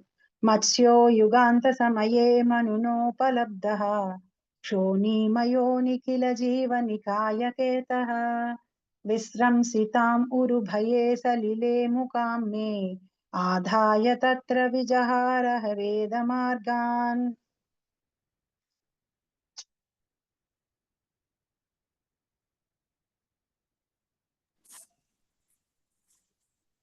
ఎవరైనా చదువుతున్నారా? మత్స్యో యుగాంత సమయే మనునోపలబ్ధః క్షోణీమయో నిఖిల జీవనికాయకేతః విశ్రంసితానురుభయే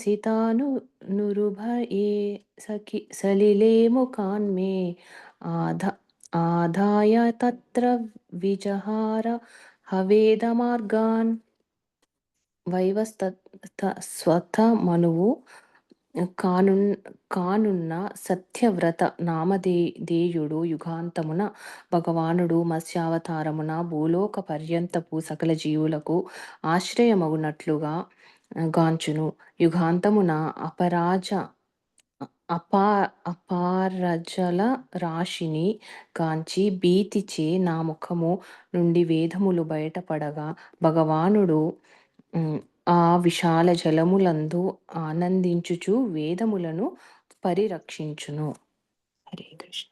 మత్స్యంతో వైవస్వర మన్వంతరానికి మత్స్యావతారం 2 సార్లు వస్తుంది. చాక్షుష మనువు కాలంలో, వైవస్వ మనువు కాలంలో వస్తుంది మత్స్యావతారం. సత్యవతి అనే రాజుకి ఒక చేప దొరుకుతుంది. ఆ చేప ఆయన తీసుకుని, ఆయన సంధ్యావందనం చేస్తుంటే దొరికిన చేపను తీసుకెళ్లి ఆయన ఇంట్లో ఒక చిన్న బౌల్లో పెడతాడు. అది కాస్త నెక్స్ట్ రోజుకి పెరిగిపోతుంది. ఆ చేప ఆ బౌల్లో పట్టకుండా మళ్ళీ దాన్ని ఇంకొంచెం పెద్ద లేక్ లో పెడతాడు, అందులోంచి కూడా పెరిగిపోతుంది. అలా తీసుకువెళ్ళి ఆ చేపని సముద్రంలో పెట్టగలిగేంత పెద్దదిగా అది తయారవుతుంది. తయారైవి బ్రహ్మదేవుడు ఒక మనువు నుంచి ఇంకో మనువుకి షిఫ్ట్ అయ్యేటప్పుడు కూడా ఒక్కొక్కసారి ప్రళయాలు జరుగుతుంటాయి. అలా ప్రళయాలు జరిగేటప్పుడు ఆ ప్రళయాన్ని చూసి బ్రహ్మదేవుడే భయపడిపోతాడు. అంతలాగా ఆ వాటర్ మొత్తం విశ్వాన్ని నింపేస్తుంది అనమాట. ఇప్పుడు 3 వంతులు ఉన్న వాటర్ మొత్తంగా 14 లోకాలని కూడా ముంచేటట్టుగా ఈ విశ్వం అంతా నీటితోటి మునిగిపోయి ఉంటుంది. అట్లాంటి టైంలో భగవంతుడు మత్స్యావతారంతో ఒక పడవలాగా చేసి అది ముక్కుకి ఆ మత్స్యానికి కట్టేసి ఆ ఔషధాలు, వేదాలు వాటన్నిటిని ఆయన కాపాడతాడు. ఎందుకంటే వేదాలు ఈ విశ్వంలో మనం బతికినంత కాలం ఈ విశ్వంలో ఉండే జీవులకి 14 లోకాల్లో ఉండే జీవులకి అవసరమైనటువంటివి వేదాలు. ఎలా బతకాలి, ఏం చేయాలి, ఏ జ ఈ ఈ భౌతికమైన జన్మలని సార్థకం చేసుకోవడం ఎలాగా అనే విషయాలు చెప్పేటువంటివి. సో వాటిని భగవంతుడు రక్షిస్తాడు. కేవలం మనుషుల్ని, జంతువుల్ని, పక్షుల్నే కాదు, వేదాలని కూడా రక్షించేటువంటి వాడు ఆయనే. అందుకని ఆయన మత్స్య అవతారాన్ని తీసుకుంటాడు. సో మనకి దశావతారాల్లో మెన్షన్ చేయబడే వరాహ అవతారం, మత్స్య అవతారం వచ్చేసినాయి ఆల్రెడీ. నెక్స్ట్, క్షీరోదధావ అమరదానవయూతపానాం ఉన్మత్నతా అమృతలభ్య ఆదిదేవః పృష్టేన కచ్చప వపుర్విదదాత్ర గోత్రం నిద్రాక్షణోద్రి పరివర్తక శానకందుః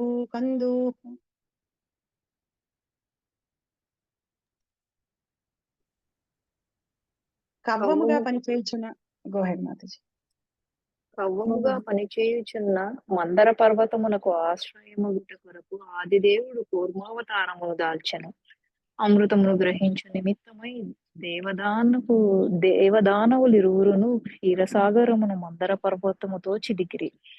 కూర్మావతార వీపును గోకుచు పర్వతము ముందుకు వెనుకకు కదలగా అతడు పాక్షికముగా నిద్రించుచు దురద కలిగిన అనుభూతిని వడసెను.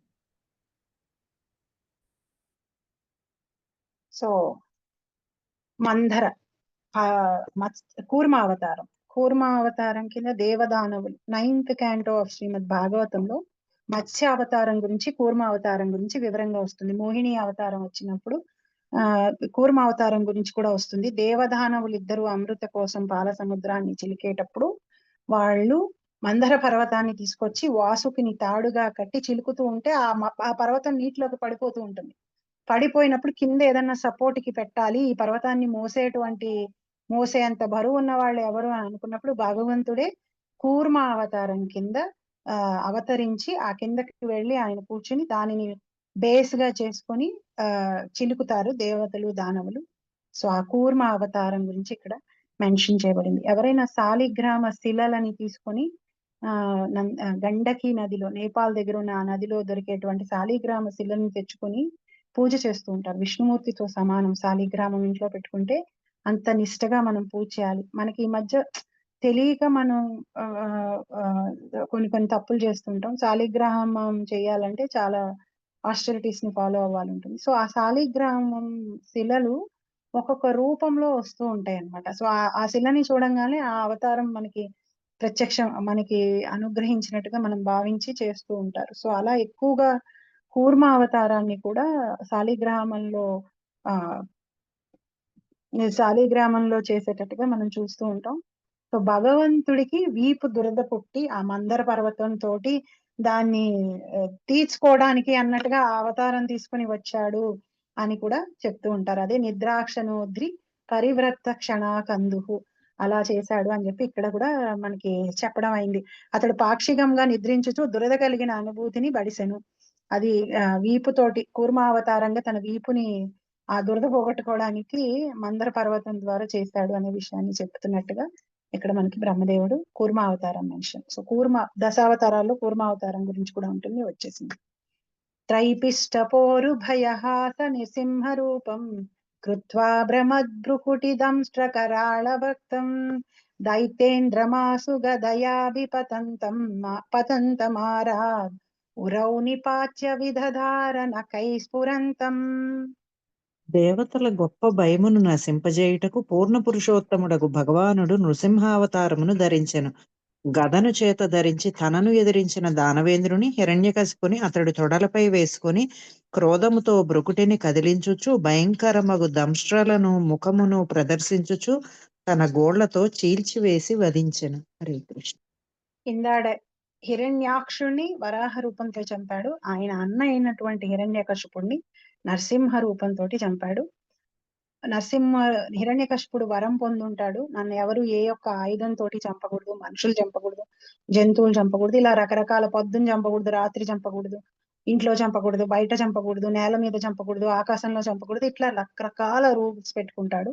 ఆ రూల్స్ అన్నిటినీ సాటిస్ఫై చేస్తూ నరసింహ అవతారం తీసుకుని గోళ్ళు బతికున్న వాటితో చంపకూడదు, చచ్చిపోయిన వాటితో చంపకూడదు అనే వరం కూడా తీసుకుంటాడు. సో గోళ్ళని ఎలా క్లాసిఫై చేస్తారంటే అవి బతికున్నట్టు కాదు, చచ్చినట్టు కాదు, అవి పెరుగుతూ ఉంటాయి, అలా అని వాటికి గోరుకి సహజంగా లైఫ్ ఉండదు.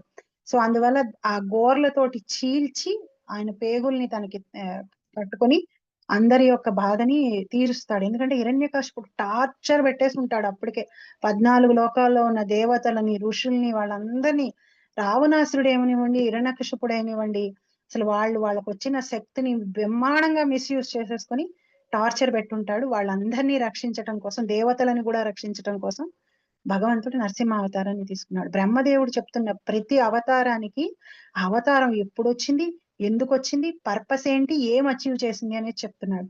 సో మనం అవతారాలని ఐడెంటిఫై చేయడం ఎలాగా అనేది మనకి ఇండైరెక్ట్ గా బ్రహ్మదేవుడు నేర్పిస్తున్నాడు.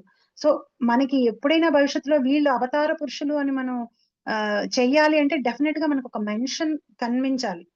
సో అది ఇక్కడ బ్రహ్మదేవుడు నరసింహ అవతారాన్ని చెప్పాడు. సో అంతిమ అవతారం కూడా మనకి దశావతారాల్లో వస్తుంది నరసింహ అవతారం కూడా. అంతఃసరస్య గురు బలేన పదే గృహీతో గ్రాహేణ యూతపతిరంబుజ హస్త ఆర్తః ఆహేదమాది పురుషాఖిల లోకనాథ తీర్థాశ్రవ శ్రవణ మంగళ నామధేయ.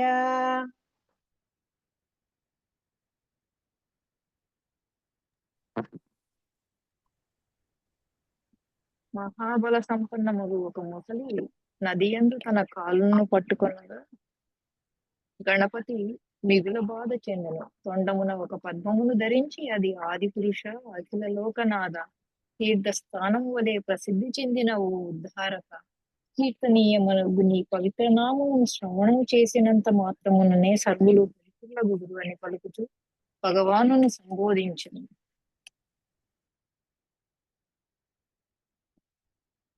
శ్రుత్వా హరిస్తం అరణాతినం అప్రమేయస్ చక్రాయుధః పతగరాజభుజాదిరూఢః చక్రేణ నక్రవదనం వినిపాట్య తస్మాద్ దస్తే ప్రగృహ్య భగవాన్ కృపయోజ్జహార.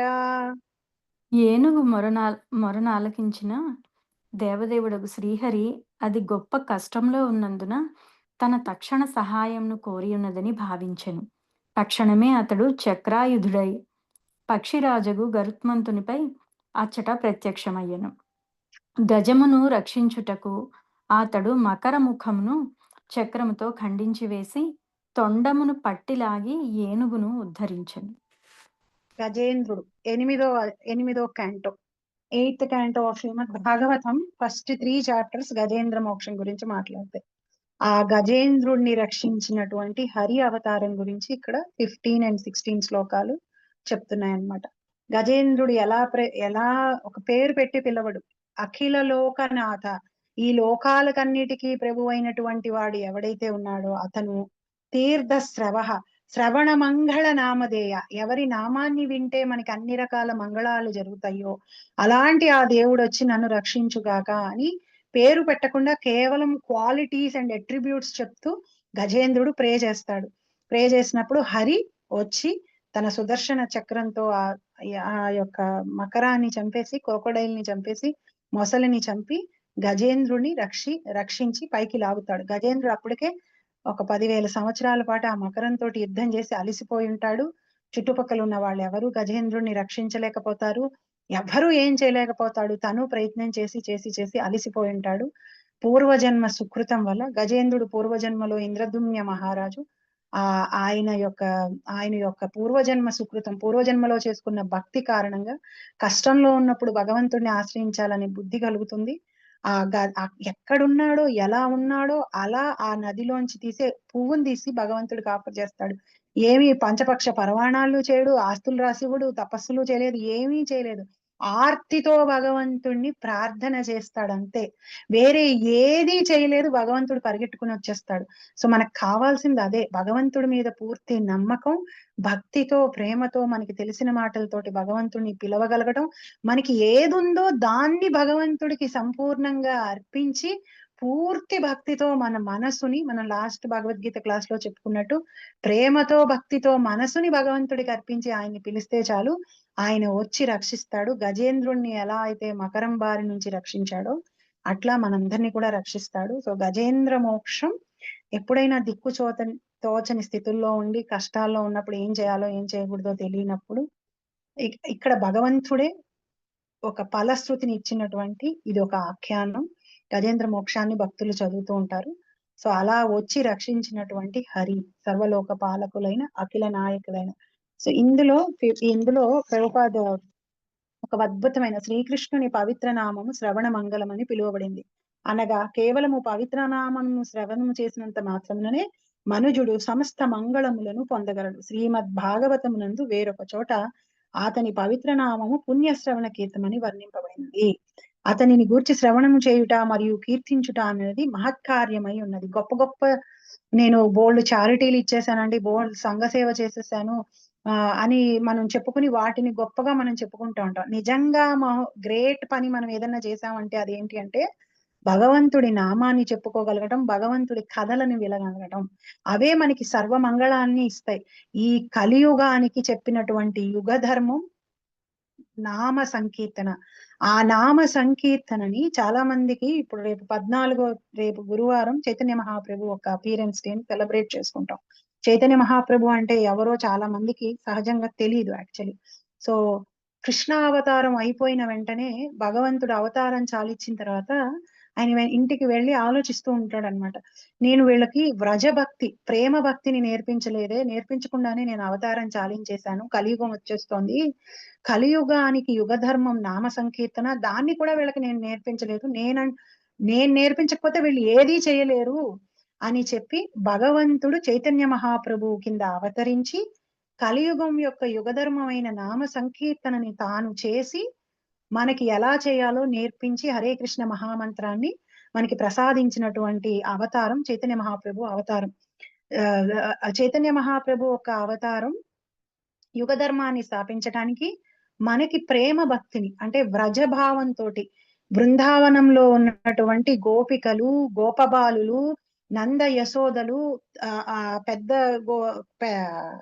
ఎల్డర్లీ గోపీస్ ఎవరైతే ఉంటారో తల్లి తండ్రి, వాళ్ళందరూ భగవంతుణ్ణి పుత్రవాత్సల్యంతో, స్నేహంతో, ప్రేమతో, మాధుర్య భావంతో సేవ చేస్తూ ఉంటారు వాళ్ళందరూ.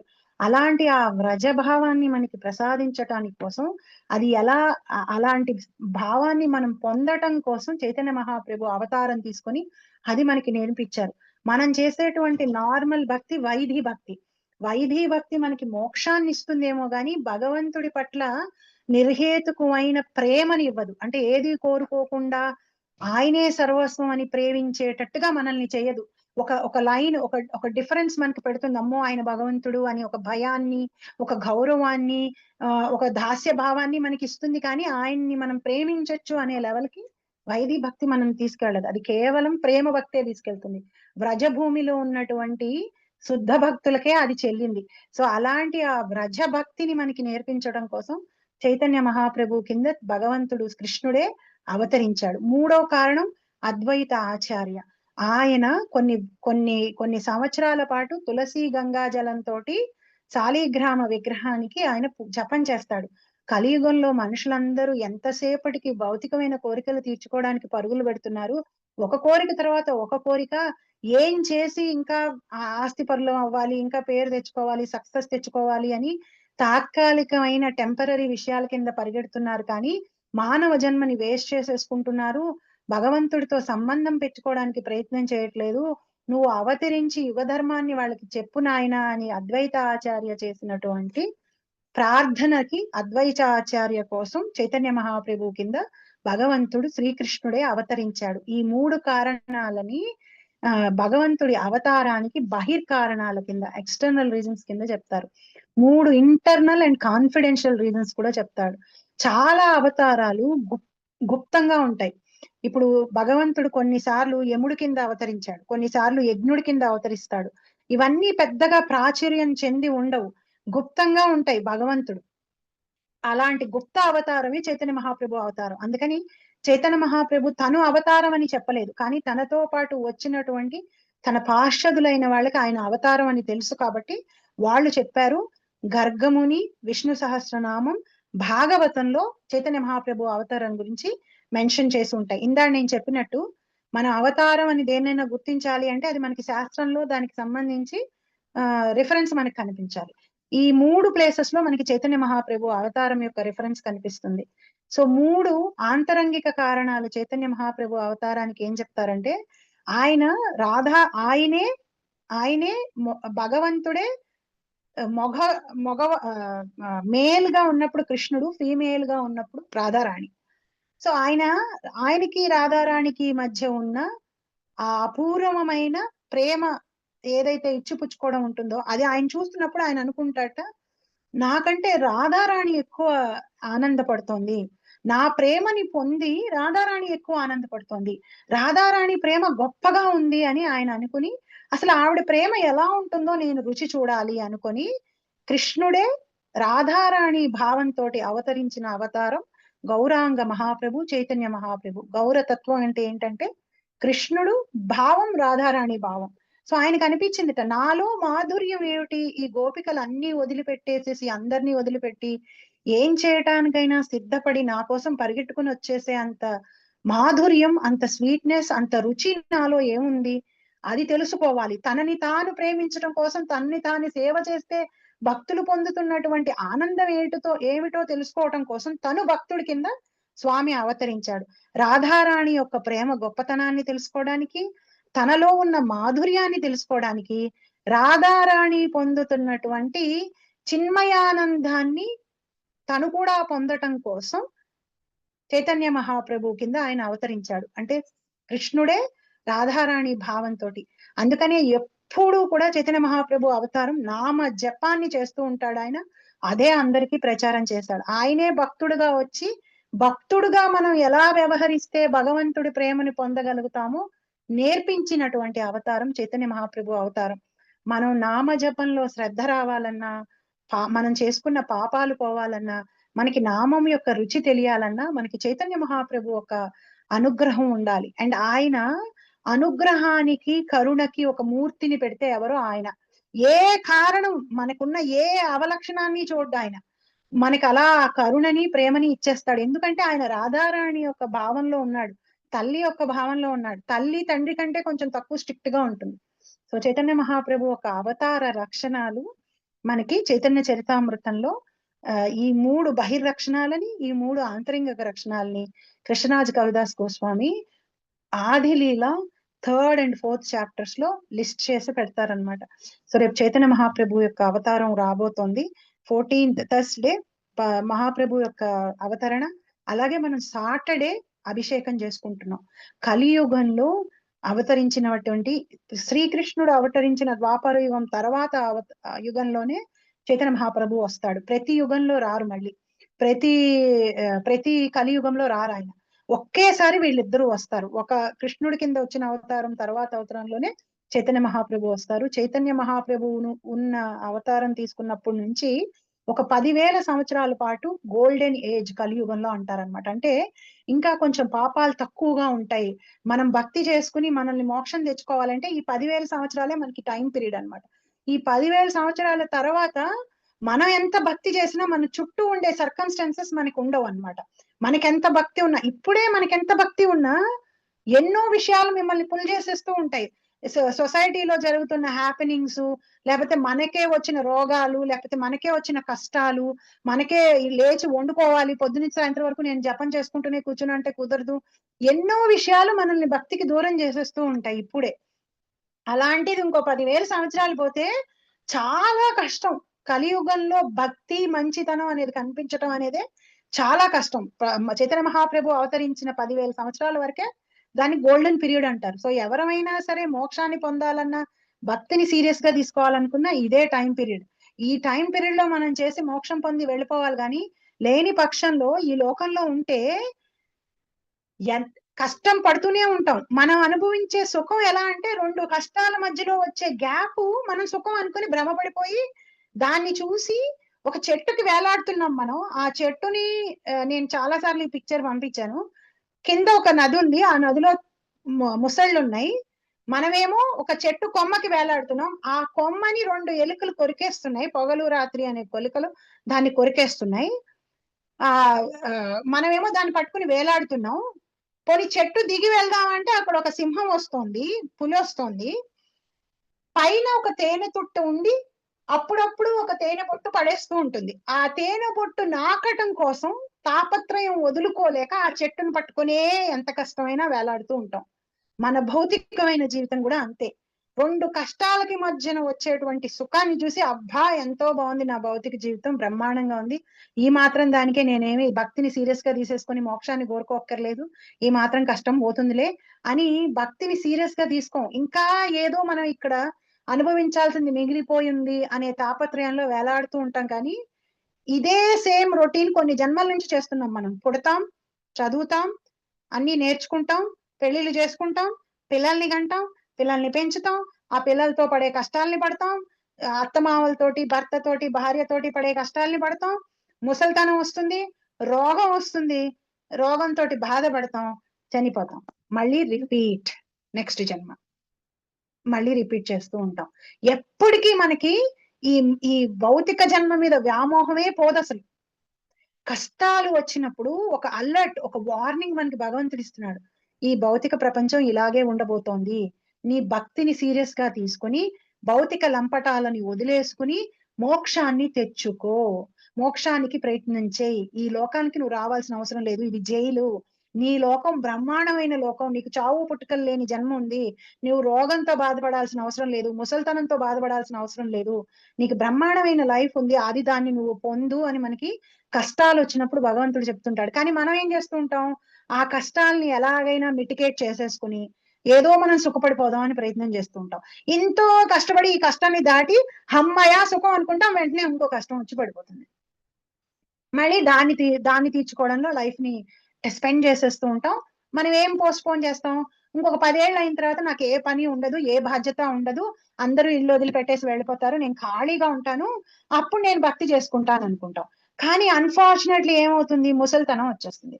ముసలితనం మామూలుగానే మనకున్న భయాలు, బాధలు ఎక్కువ.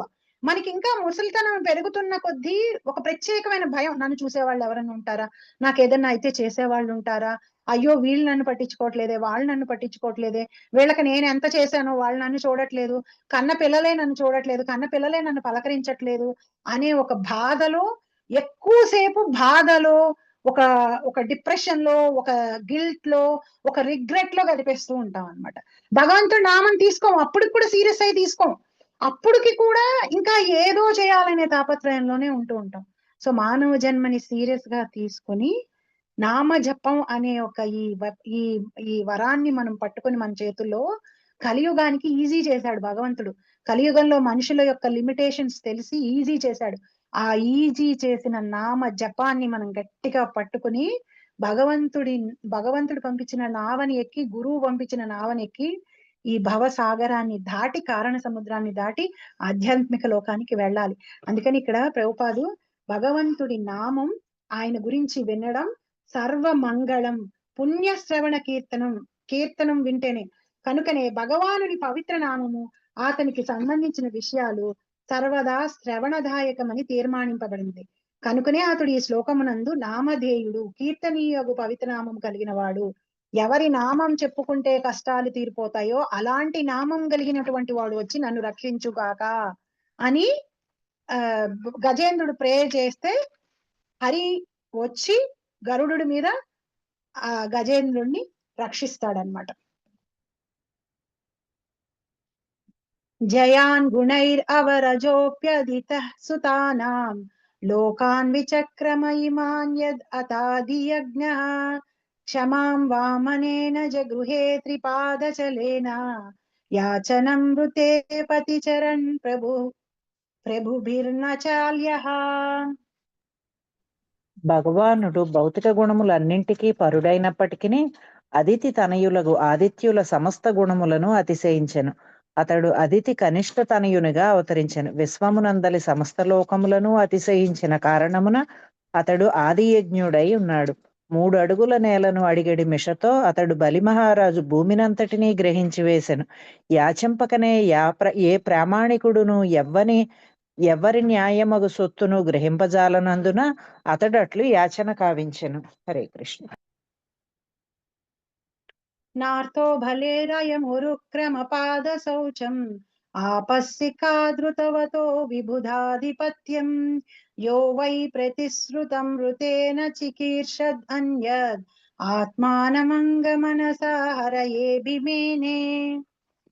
భగవానుని పాద పద్మములను కడిగిన జలమును శిరమున ధరించిన బలి మహారాజు తన గురువును నిషేధించినప్పటికీ తన ప్రతిజ్ఞ తప్ప అన్యమును యోచింపలేదు.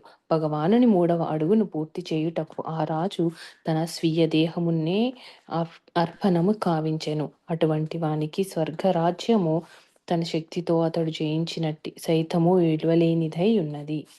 హరే కృష్ణ. వామన అవతారం. అదితి ఎప్పుడైతే బృహస్పతిని అవమానిస్తాడో ఇంద్రుడు, గురువు యొక్క అనుగ్రహం పోతుంది ఇంద్రుడికి. గురువు యొక్క అనుగ్రహం పోయి రాక్షసుల చేత ఆక్రమించబడిపోతుంది ఇంద్రలోకం. దేవతలందరూ, దేవతని భార్య అయిన సచీదేవి అందరూ కూడా దాక్కుంటారు, ఎక్కడ ఈ రాక్షసులు వచ్చి వాళ్ళని ఏమి రాచిరంపాలు పెడతారో అని. అప్పుడు అదితి కశ్యప ప్రజాపతి దగ్గరికి వెళ్ళి, నా పుత్రులకి ఉండటానికి కూడా ఇల్లు లేదు, అంటే నార్మల్ వాళ్ళు కాదు, వాళ్ళు స్వర్గాధిపత్యులైనటువంటి వాళ్ళకే ఉండటానికి కూడా ఇల్లు లేదని ప్రార్థించి నేను ఏం చెయ్యాలి అని అడిగినప్పుడు పయోమ వ్రతం ఇప్పుడు చేస్తారు. యాక్చువల్లీ ఈ పాల్గొన మాసంలో చేస్తారు పయోమ వ్రతం అని. ఆ వ్రతాన్ని కశ్యప ప్రజాపతి అదితికి చెప్తాడు. అదితి చాలా శ్రద్ధగా భగవంతుణ్ణి పుత్రుడిగా పొందటం కోసం ఆ వ్రతం చేసి ఆయన్ని వామన దేవుడు కింద కంటుంది. ఆ తల్లి పుత్రుడి కింద ఆ స్వామి పుడతాడు. పుట్టడంతోనే బలిదేవుడు బలి మహారాజు చేసేటువంటి యజ్ఞంలోకి వెళ్ళి బ్రాహ్మణుడి కింద వెళ్తాడు. బ్రాహ్మణులకి దక్షిణ ఇవ్వడం యజ్ఞాలు చేసేటప్పుడు రాజులకి ఉండేటువంటి లక్షణం అది. వాళ్ళు అడిగినప్పుడు ఇవ్వకుండా ఉండకూడదు. 3 అడుగులు అడుగుతాడు. అడిగి 1 అడుగుతోటి పై లోకాలన్నిటినీ, 2వ అడుగుతోటి కింద లోకాలన్నిటినీ ఆక్రమించేసి 3వ అడుగు ఎక్కడ పెట్టాలి అన్నప్పుడు బలిచక్రవర్తి తన శిరస్సుని వంచి పెట్టినప్పుడు బలిచక్రవర్తిని ఆ శిరస్సు మీద ఆ కాలు పెట్టి బలిచక్రవర్తిని పాతాళ లోకం వరకు తీసుకువెళ్తాడు. తీసుకువెళ్ళి అక్కడ ఆ ద్వారపాలకుడు ఆయన అక్కడ ఉంచి ఆయనకి ద్వారపాలకుడి కింద స్వామి ఉంటాడు. సో వామన అవతారం గురించి ఇక్కడ అదితి కశ్యప ప్రజాపతులకి వామన అవతారం కింద వచ్చి రాజ్యాన్ని తీసుకొని మళ్ళీ ఇంద్రుడికి ప్రసాదించి ఆ రాజ్యాన్ని ఇంద్రుడిని రాజుని చేస్తాడు బలి చక్రవర్తి దగ్గర నుంచి తీసుకుని వామన అవతారం. సో ఇక్కడికి ఆపుతాను. తర్వాత ఇంకా హంస అవతారం, మన్వంత అవతారం, ధన్వంతరి అవతారం ఇవన్నీ ఉన్నాయి 18. ఇప్పుడు ఈ అవతారం వరకు ఆపుతాను. వామన అవతారం వరకు స్వామి తీసుకున్నాడు అని. నెక్స్ట్ వీక్ మనం మోస్ట్లీ అవతారాలన్నీ చెప్పేసుకున్న తర్వాత ఈ అవతారాలు వినడం వల్ల మనకు వచ్చే లాభం ఏంటి అనే విషయం కూడా బ్రహ్మదేవుడు చెప్తాడు. ఈ అవతారాన్ని తలుచుకున్నంత మాత్రాన మనకి ఏం జరుగుతుందనే విషయం కూడా చెప్తాడనమాట. అంత తేలిగ్గా ఈ నామాలని మనం ఇప్పుడు చెప్పుకుంటే ఏమి ప్రయోజనం లేదు, తెలిసిందే అని అనుకోవడానికి లేదు, దానికి కూడా ఫలితం ఉంది. ఆ విషయాన్ని కూడా చెప్తాడు స్వామి. ఇక్కడికి నేను ఆపుతాను మాతాజీస్ అండ్ ప్రభుజీస్. ఎవరికైనా ఏమైనా క్వశ్చన్స్ కానీ